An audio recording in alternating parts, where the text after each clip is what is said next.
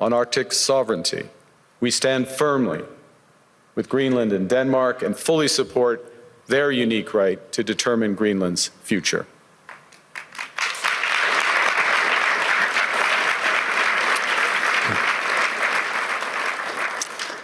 Our commitment to NATO's Article 5 is unwavering. So we're working with our NATO allies, including the Nordic-Baltic 8, to further secure the alliance's northern and western flanks, including through Canada's unprecedented investments in over-the-horizon radar, in submarines, in aircraft, and boots on the ground, boots on the ice. Canada strongly opposes tariffs over Greenland and calls for focused talks to achieve our shared objectives of security and prosperity in the Arctic. You said, there was a phrase in your speech where you said sovereignty now is the ability to withstand pressure.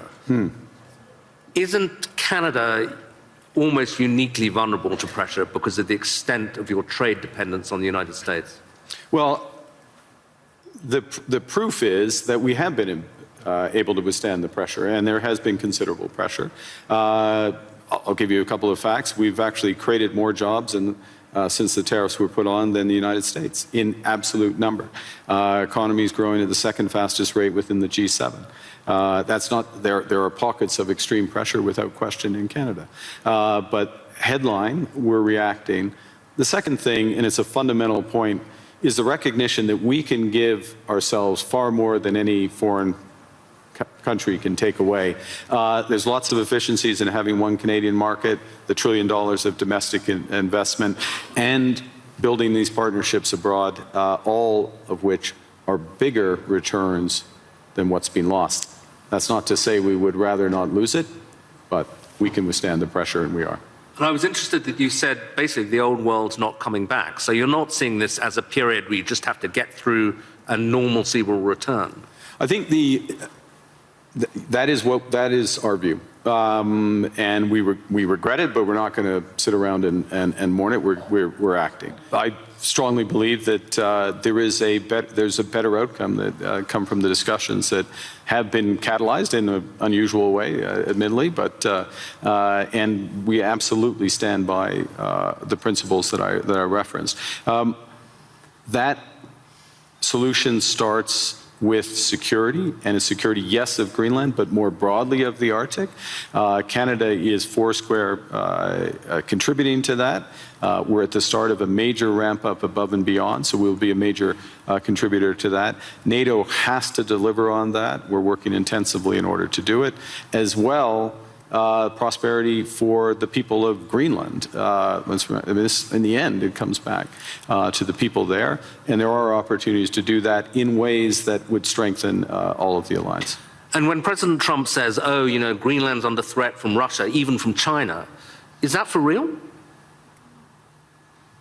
I would say that there are threats. Russia is without question a threat in the Arctic, without question. Russia does lots of horrible things, and I'll take the opportunity to condemn their unjustified and horrific assault on Ukraine, almost at its fourth year. They are a real threat in the Arctic, one against we need to protect, which is why we have 364 5-day air, sea, and land presence. It's why we're adding to our submarine fleet, adding to our air fighter fleet, why we're building out over-the-horizon radar to protect from Russian missile threats and others, and why we will work with our NATO partners. The threat is more prospective than actual at this stage in terms of actual activity in the Arctic, and we intend to keep it that way.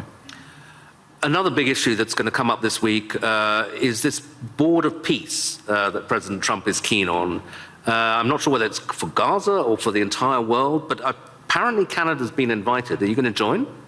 We have been invited, and let me start by, I think we should recognize the progress that has been made in at least getting towards the end of the first phase of this process. And the activation, if I can put it that way, of the process to set up the Board of Peace is the start of phase 2. our view is, and that's to be welcomed, and this is a positive vehicle. Our view is we need to work on the actual structure of the vehicle. You just referenced, is it for Gaza? Well, the UN resolution, Security Council Resolution 2803, references a board of peace for Gaza.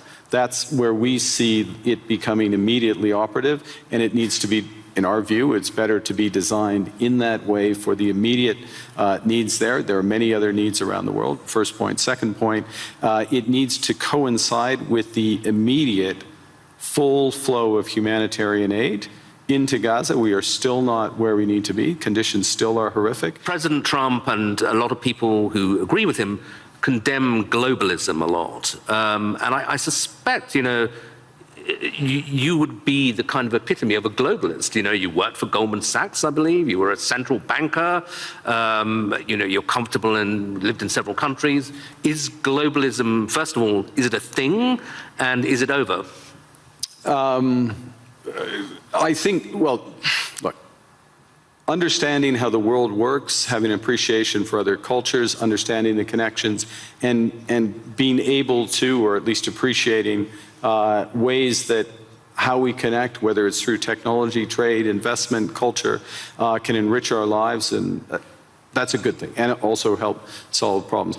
Being detached from where you live and the broader needs of society,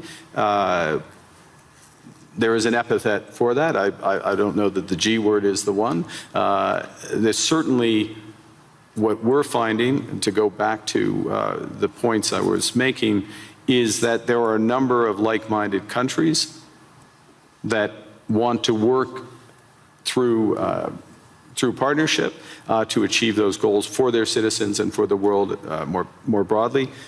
The call is for more to recognize what's really going on right now, and to pool their resources to the benefit of citizens. So it won't be global, it won't cover the globe, but it will be more powerful.